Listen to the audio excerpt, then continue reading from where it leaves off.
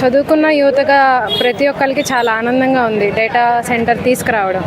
అందులో అమెరికా అంతటి కంట్రీ తర్వాత ఇక్కడికి తీసుకురావడం అని అంటే అది నారా లోకేష్ గారి వల్లే అయ్యింది. దానికి మేము చాలా ఆనందంగా ఉన్నాం. ఎందుకంటే మేము చదువుకొని హైదరాబాద్ వెళ్ళి ఉద్యోగాలు చేసుకొని 1 year విప్రోలు చేశాను. నేనే ప్రత్యక్ష సాక్షిని.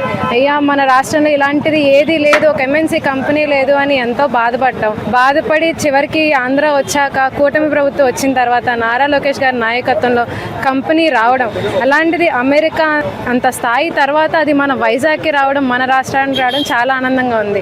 ఇప్పుడు నారా లోకేష్ చాలా ఇన్స్పైర్ అవుతున్నాం అండి. యాక్చువల్లీ ఆయన మాటలకి అంటే మాకు ఇంత నాలెడ్జ్ ఉంది, దీని వెనకమాల ఇంత ఉంది, డేటా సెంటర్ ఇలా వస్తుంది, లక్షల ఉద్యోగాలు వస్తున్నాయి, లక్షల మందికి ఉపాధి కలుగుతుంది, లక్షల కోట్లు పెట్టి తీసుకురావడం ఒక ఎత్తు అయితే లక్షల మందికి ఉపాధి కలిగిస్తున్నారు, 1,00,000 మంది ఫ్యామిలీస్కి జాబ్స్ వస్తున్నాయి. దానికి నారా లోకేష్ గారికి హ్యాట్స్ ఆఫ్ చెప్తున్నాం.